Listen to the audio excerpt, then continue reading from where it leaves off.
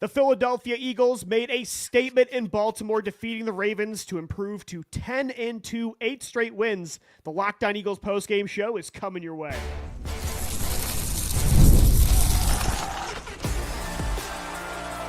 You are Locked On Eagles, your daily Philadelphia Eagles podcast. Part of the Locked On Podcast Network, your team every day.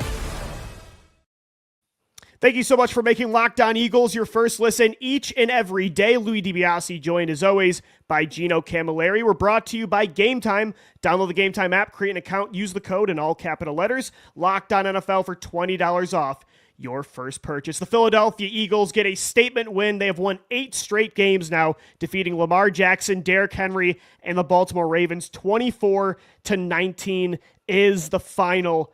And Gino, this was a statement win. Look, the Philadelphia Eagles, they've beaten some good teams this year. The Green Bay Packers and Jordan Love, the Cincinnati Bengals and Joe Burrow, Matt Stafford and the LA Rams, Jaden Daniels, the Washington Commanders. Like, they've proven already they're the cream of the crop of the NFC East.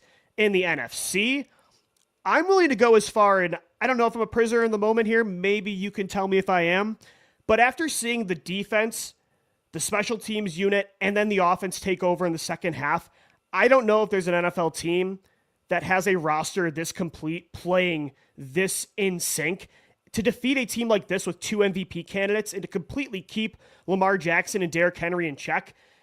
I'm convinced they're maybe right now the best team in football. Like, that's how good they look. I don't know if I'm ready to say they're the best team in football after that game, but I will say this. Show me a better team.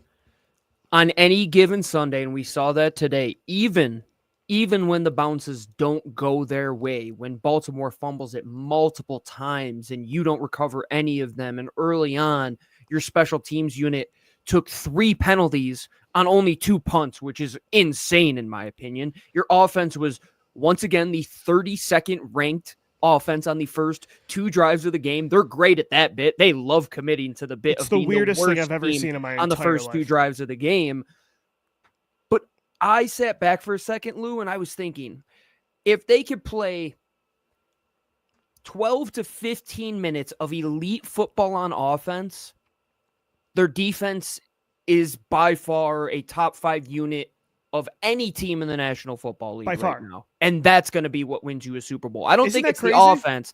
It is your defense right now. Like, Gino, heading into this season, I was as excited as anybody for this defense. On paper, I said it was the defense that I've liked the most in Howie Roseman's career that he put together. Like, it was that exciting with youth, with speed, with top draft picks on all 3 levels.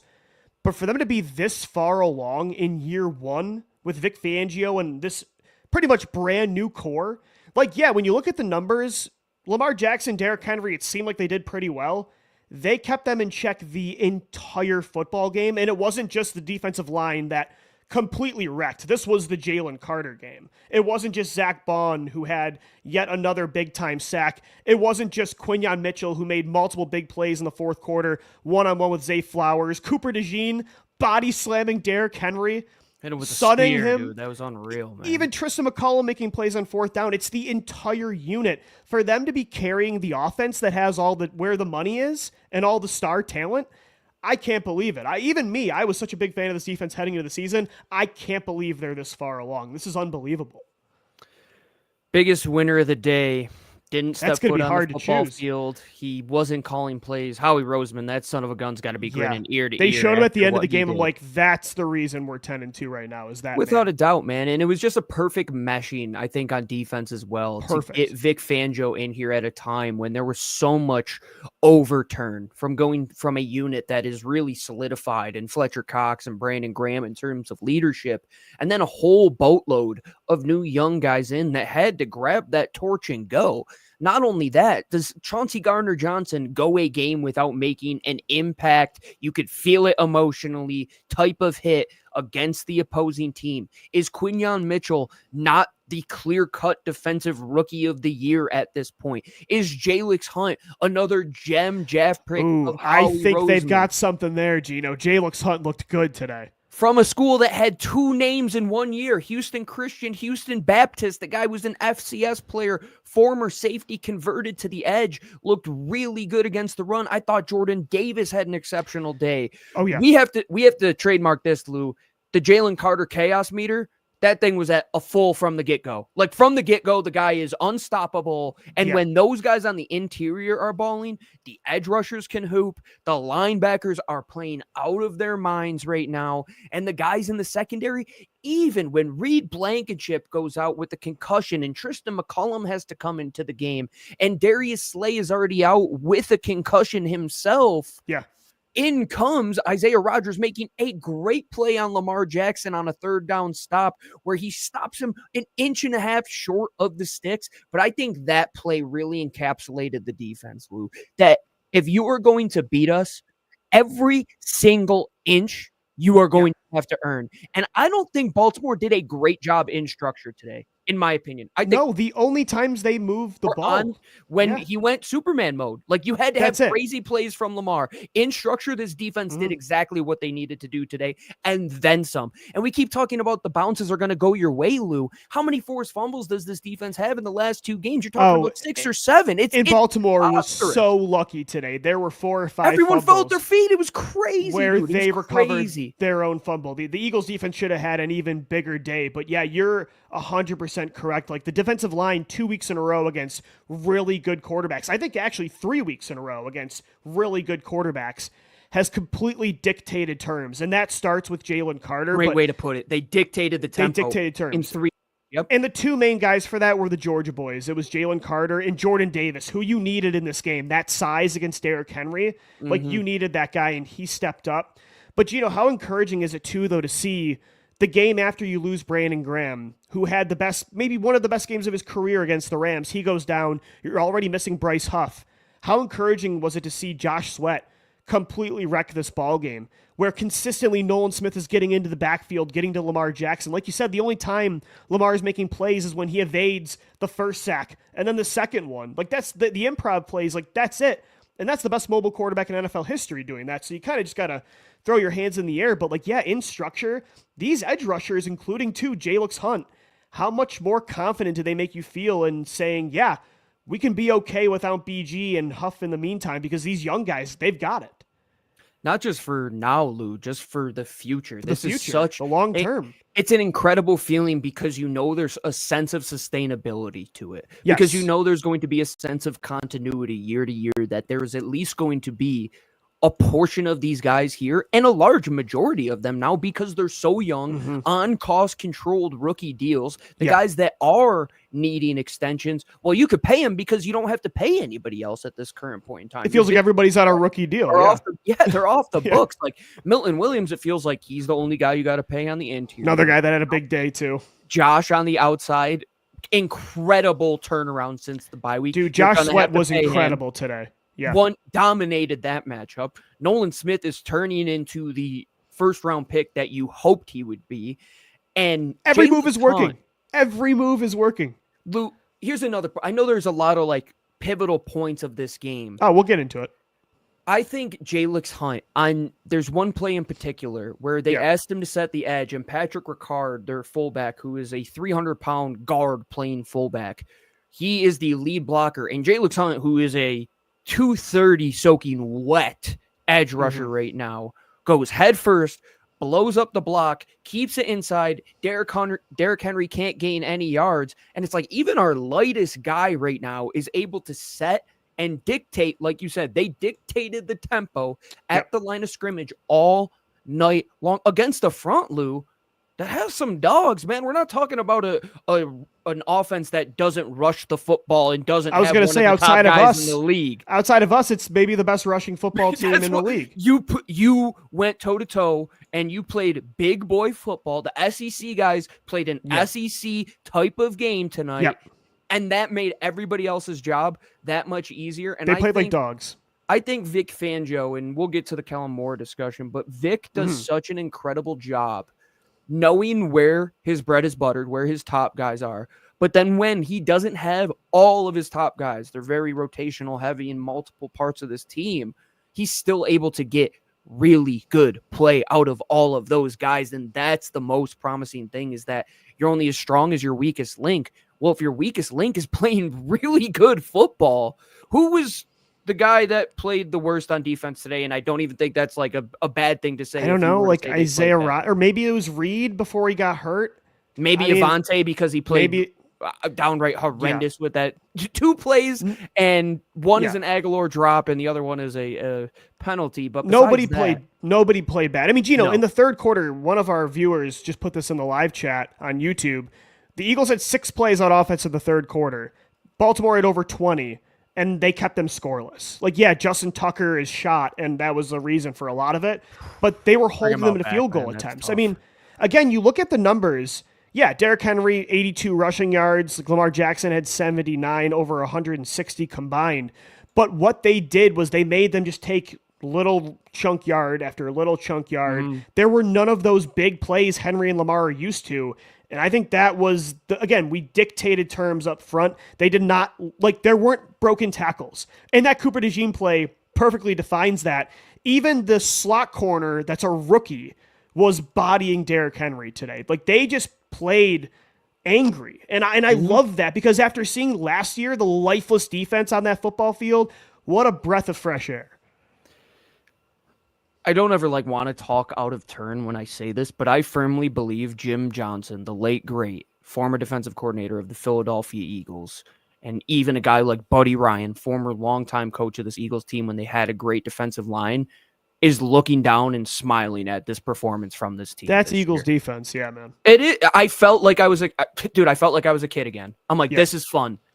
You get to the quarterback, even a good one, even a really good one, an MVP caliber quarterback. Were you hitting home every time? Absolutely not. But when you're at the blackjack table, you got to bet big to win big. And Vic Fangio did that, man. He schemed up an incredible game tonight. He did everything they needed. They didn't get the turnovers, but that doesn't matter. Because after Chauncey Gardner-Johnson, who it cannot be said enough, the statistics are never going to make up for what he does from a spiritual point of view on this defense.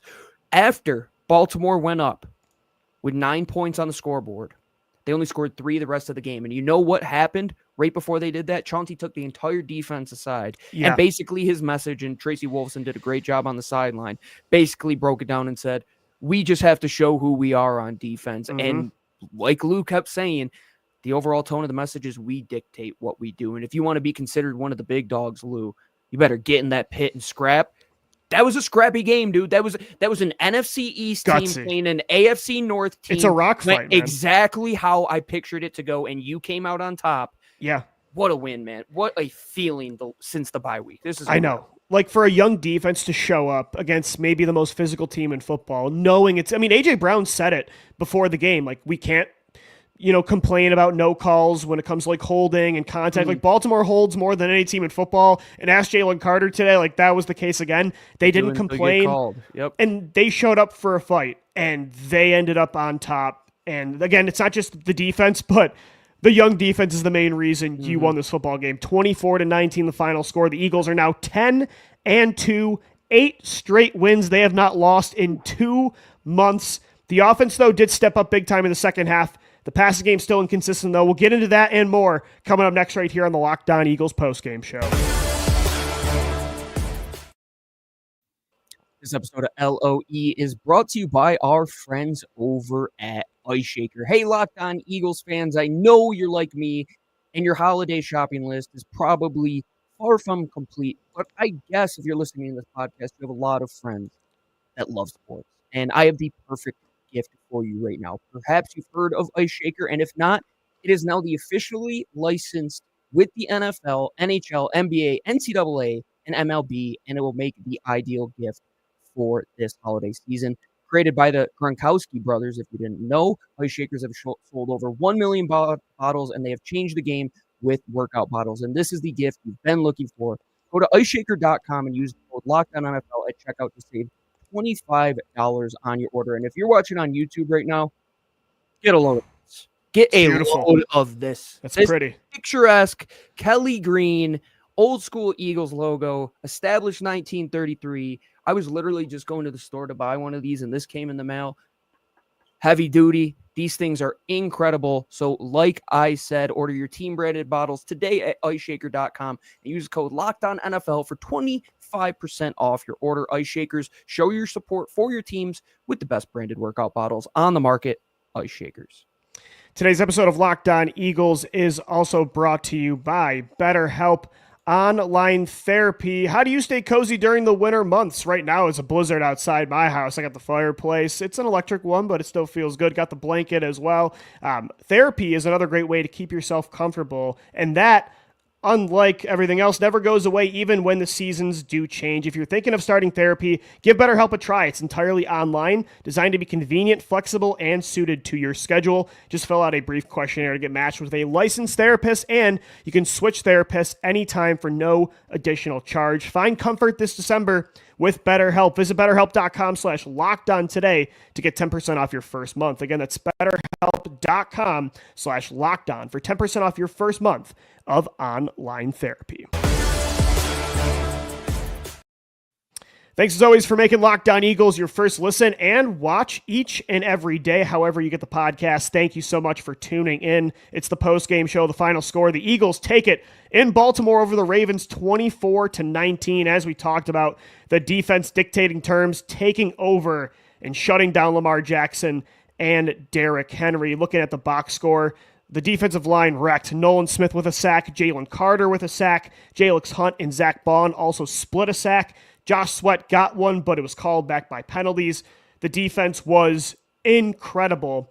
Gino, when it comes to the offense, yet again, as you said in the first segment, it's the strangest bit in the NFL I've ever seen where a team can be pretty much dead last in every offensive category in the first quarter and then like first or second in every category in quarters 2 through 4. But that continues to be the theme for the Eagles offense.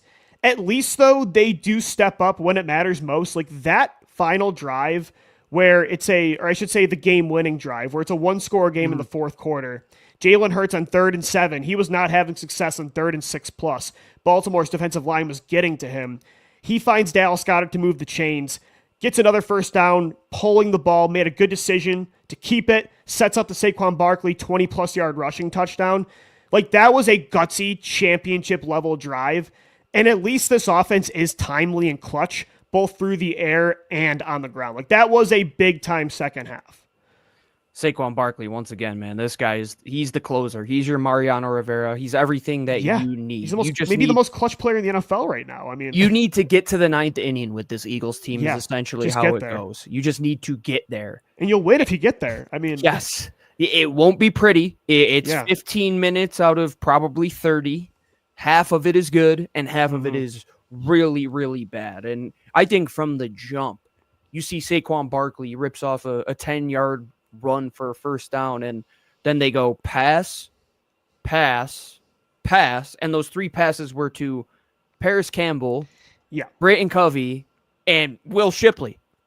So from Jump Street, I'm saying Kellen Moore, we are overthinking this thing from the get-go. Like, we're thinking plays and not players here. We need to continue to force the envelope. So what did they do in the second quarter when they were dominant? A.J. Brown went on one of the better streaks you will ever see in terms of consistently getting open on play after play after play on back-to-back drives where he has over 40 yards in a single quarter, and Jalen Hurts is going double-digit passes, just pinpoint, 10 in a row at one point.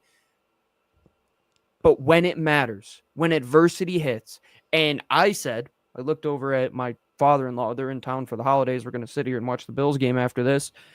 I said that drive that you just talked about, Lou, that is a championship drive. That is where seasons are won and seasons are lost. That's where Super Bowls are won and Lombardi trophies fall to the floor in an earth-shattering fashion. And what did you do? You put it all on the table. 3rd and 7, bang, money. Saquon Barkley knocking at the door all night long. Guess who's here? Kicks that son of a gun down and ran right into the end zone, Lou. Against Baltimore. Against a team against Baltimore. That's the going point. to be there at the end of the season. Yes. They're going to be one of the teams that you potentially play to raise a potential Lombardi trophy, as I just mentioned. This isn't just any Joe Schmo team where it's like the Jaguars a couple weeks ago or Cleveland earlier in the season. This was circle your schedule game. For you and I, go back and listen to those episodes. We said this was the thermostat test right here. Who's going to set the temperature? And the Eagles in the fourth quarter, TKO, man. That was picturesque Eagles football in 2024. And why I say picturesque is because they've painted the same picture every single game for us. They're going to look ugly in the first quarter. We know this. We know they're going to look ugly. I think it's time to call a spade, yeah. It is what it is. Quarters 2 through 4, you're probably going to get 2/3 of that looking really good, and you just have to survive the other bad 7 or 8 minutes or so. Yeah. And that is not turning the ball over. Jalen Hurts once again, boom, beautiful. Converting on some big third downs. What happens if Jalen Hurts doesn't convert on that 3rd and 7? What happens if they take some stupid, untimely penalties? They did the little things properly to win this game. Fundamentally, that's how they won tonight.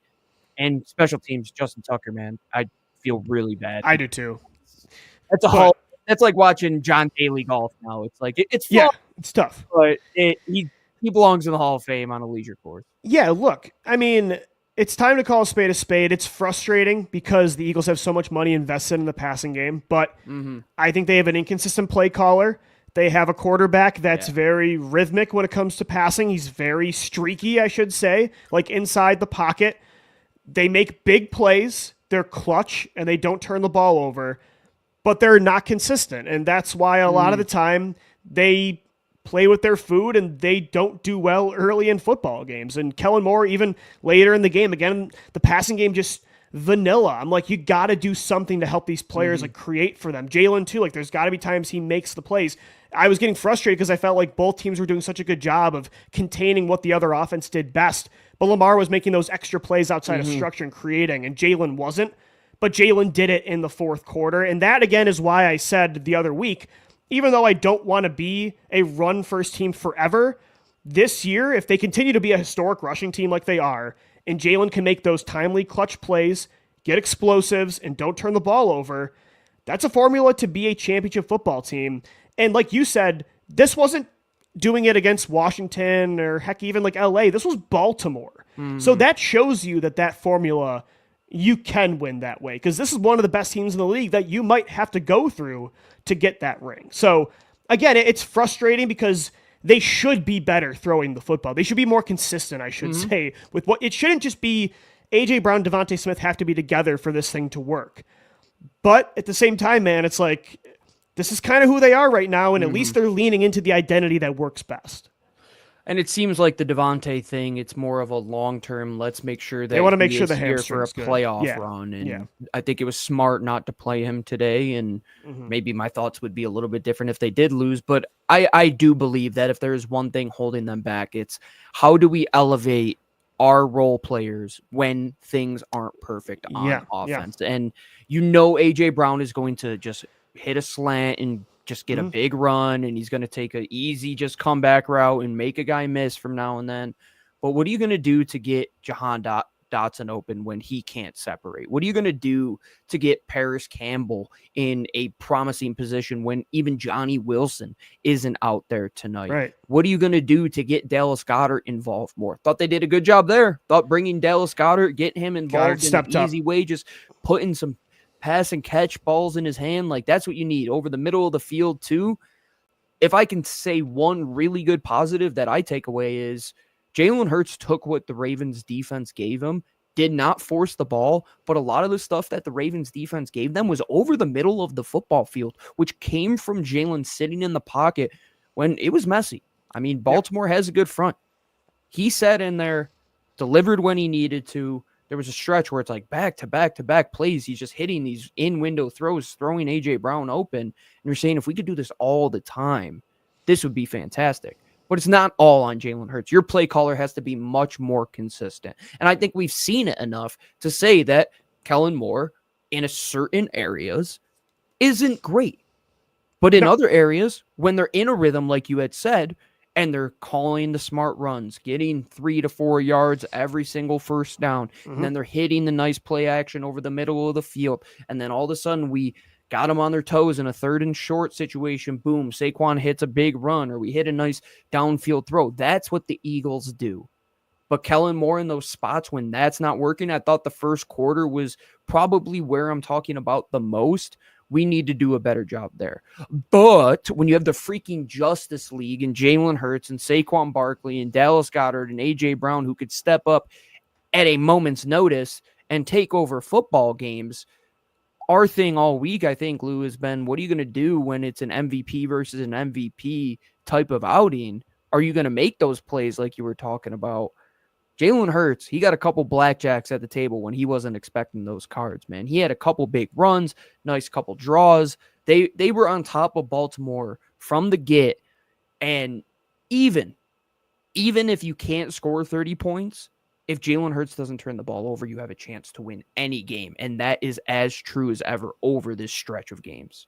Yeah, and again, I think I'm just coming to terms with they can be special passing the ball if Devontae and AJ are healthy, but I don't know if they're 12 games into the season now, and this first quarter issue is not going away. Never, no.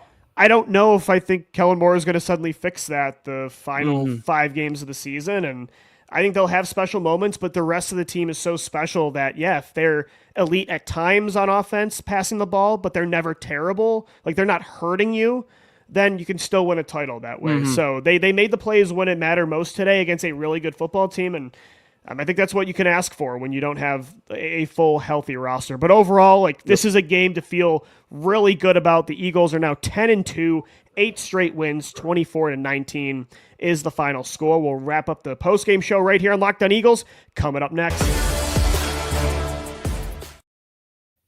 Before we do that, this episode of LOE is brought to you by our friends over at FanDuel, which is America's #1 sportsbook. Right now, new customers can bet $5 to get $150 in bonus bets if you win. The FanDuel Sportsbook app gives you everything you need to place live bets on the NFL all in one place. So when you're sitting there in the middle of the game and going back and forth and you're saying, these Eagles, they look bad in the first quarter, I'm going to bet a money line, though, because I know they're going to come out on top in the end. Just go to FanDuel.com today to join. And you could get started with $150 in bonus bets if you win your first $5 bet. Again, that's FanDuel.com. Never waste a hunch and make every moment more with FanDuel, an official sports partner of the NFL. Locked On Eagles is also sponsored today by GameTime. GameTime is a new feature. It's called GameTime Picks that makes getting tickets to see your favorite teams play live even easier. GameTime Picks filters out the fluff to show you only incredible deals on great seats, so you don't have to waste time searching through thousands of tickets. Plus, GameTime, they'll make sure you have a great view on top of the great price, get a panoramic view of your seat in the app before you buy. Their lowest price guarantee will credit you 110% of the difference if you find tickets with a better price at another platform. Take the guesswork out of buying tickets with GameTime. Download the GameTime app, create an account, use our code LOCKEDONNFL. You'll get $20 off your first purchase. Terms apply. Again, create an account, redeem the code LOCKEDONNFL for $20 off. Download GameTime today. What time is it? It's game time.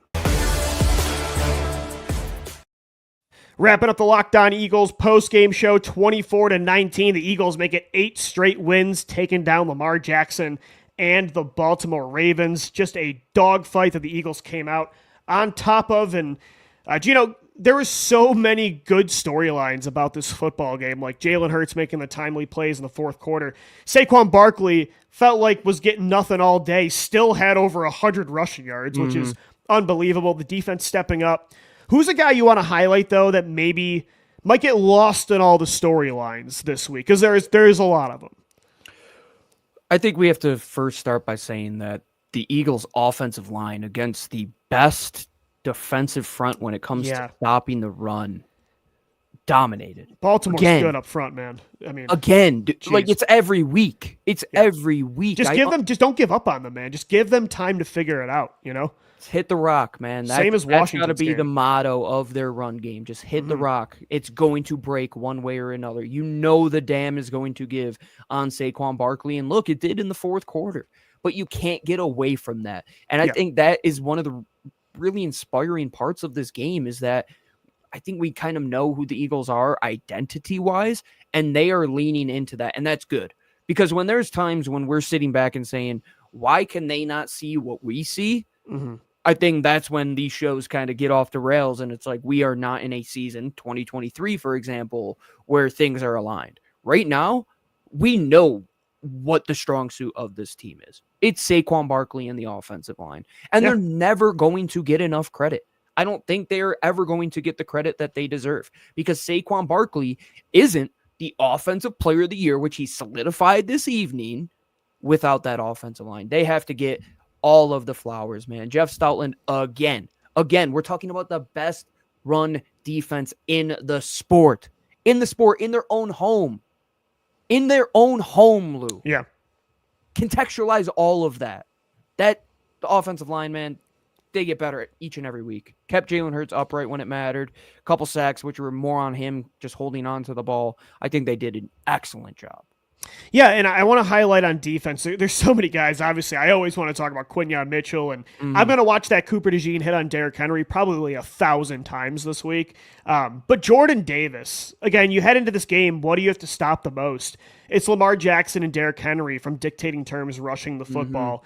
And kind of like the rushing offense, like who you want to be on offense, Gino. Like, I want them to be very good throwing the football. Like, that's what I want their identity to be. I want Jordan Davis to be able to get 10 sacks a year. But I think there's also times where you just have to accept what a team and what a player can do best and focus on that. Like, sometimes you got to call a spade and say, let's get the most out of what we have here. And Jordan Davis, the good of Jordan Davis helped you win that football game. Like, what he does best was exactly what you needed against Baltimore. It was the perfect antidote to Derrick Henry. And again, there weren't any like real sexy plays from number 90, but he was consistently disrupting and making Derrick Henry change direction. And that's important. When you can get Derrick Henry changing direction behind the line of scrimmage, things don't go well. It's when he gets straight forward, there's a hole, and he picks up speed. He's like a rhino getting downhill. That's tough to stop. Jordan Davis really made him move around today. And again, he's probably not going to get talked about a lot today this week because there were so many flashy stories. But Jordan Davis was, again, because Jalen Carter next to him was wrecking the ball game, but JD was incredible. I think today a lot of Eagles fans realized what Jordan Davis's actual job is. And that is sitting over the center, sitting over the guard of a team that says, we're going to punch you in the face. And Jordan Davis says, go ahead. Yeah, he's like, I'm 330 pounds. I'm going nowhere. I'm going to anchor, and I'm going to let Zach Bond explode downhill. I'm going to let the edge rushers have one-on-ones. He's like, all that for a drop of blood. You know, he's if you double me, Jalen Carter is going to be one-on-one, and he's going to wreck shop. And he is the two-gap run-stopping player that you needed him to be when you drafted him. We keep saying that he's not the pass rusher that you wanted, but who cares after today? Like, Derrick Henry did not kill you, and Lamar Jackson did not kill you, and that was what was going to be your worst nightmares. If they go for 250 and your run defense can't stop them, that's not great for the playoffs, because you know that maybe this run defense, was it built for these cold months on the road? I don't know. But today, you learned a ton, and it starts with number 90 in the middle of the field. You can even say Milton Williams had a really good game. He had a great day. And they're just really doing a good job from a fundamental standpoint when it comes to defense, which allows a lot of these guys to flourish. They're just a team, man. Like, they're a team. They play like a team. That's a good way to put it, Lou. No, but honestly, like, I think they're much closer to 27. Not to say 2022 they didn't play like a team, but they just had so many stars, and they were just more talented than everybody else. But this feels more like 2017, where they just like work as a unit so well. Like, it's one of the more unique Eagles rosters you'll see, where the closeness is like on the field and off the field, schematically, relationship wise, like, and to look like that a year after you looked like one of the most separated teams in football is just, it's an insane turnaround. Let's just say this: you're 10-1 last year. You're sitting here 10-2 this year. How different do these 2 points feel? Is it incredible that you, after going 10-1 and collapsing like that, would you have predicted they'd be 10-2 again? They'd be right back in that spot the next year. Like, to do that is so difficult. I mean, mentally to come back from that. Mentally, yeah. And now is the time to say what I think a lot of us need to say. Nick Sirianni, I'm 100% sorry for all the slander, without a doubt. This team responded to this guy, man. And Ian Rappaport puts out a report earlier today saying how since the bye week, everything came together and it was just a relentless pursuit of him and Jalen Hurts on calls, trying to map out everything. What is the message we want to send? And I think Nick Sirianni hit it right on the head yesterday in his pre-game talk with the team. The AFC North is known for their toughness. We have to go and show that we can be just as tough as them. Yeah, that was the message. That has been the message all year. That's the one thing, the one quote from Nick that I think I quote the most. It's not who can be toughest, it's who can be toughest the longest. Nick Sirianni, since the bye week, what I said before the bye week, yeah, definitely got caught up in the moment, but I said it, and I will take full accountability. I apologize to Nick, but man, he's the coach of this team, and those guys respond to him. They get the message. They have bought in. It never mattered what the outside had to say. It was all about what Nick Sirianni and those guys did day to day, week to week. How can you walk out of this game and say this isn't a team? This isn't a team at the core that just is having fun, playing smash mouth football, Lou. Like a brand of football that blue-collar Philadelphia people can get behind. If you don't want to say, Gino, my take that they're the best team in football, you could probably agree they're the toughest team in football right now. I'll say right? that. They play like the toughest team. Since the bye week, there's nobody that's like going to sit in there, Adrian, like eyes bruised and battered. No, that was the team you just beat today. They were the other guy. That was Rocky versus, I don't know, Drago, Mr. T, whoever you want to say. And then they're the tougher team. I will give you that. I will say that the Philadelphia Eagles play like they taped up their hands with cement bricks in them. Right. And they're going to punch you in the mouth week in and week out. That's their identity. How you got to show up and be ready to play a scrappy identity. You're going to be exhausted when you're done playing. You're going to hate. You are going to hate every. You're going to have to take them 12 rounds. You're not going to Mike Tyson round one this team. You're not going to play KO. Football like Floyd Mayweather, dude. Like every time it's a 12-round decision, and you might get a KO shot in the last round in the last minute because something goes awry and they're just tired. And that's an identity and a brand that in the Northeast, when you're playing football games at home, which keeping pace with Detroit is huge. That's huge. Another underlying Still thing only that a we game haven't out. even talked about, man. Yeah. If this is the game that ultimately could get you the 1 seed, thank your lucky stars. Yeah. And that brand of football you played today, I guarantee you it'll translate to the playoffs. 24-19, the final score. The Baltimore Ravens lose to the Philadelphia Eagles, who have won 8 straight games to get to 10-2. Still tracking right behind Detroit, 1 game back for the 1 seed in the NFC. Gino and I will have you covered all week long on this game, getting you ready for Carolina as well. Thanks so much for making Locked On Eagles your first listen and watch each and every day. For Gino Camilleri, I'm Lou DiBiase signing off. Thanks as always for downloading, watching, and listening, and let's go Birds. Fly, Eagles, fly.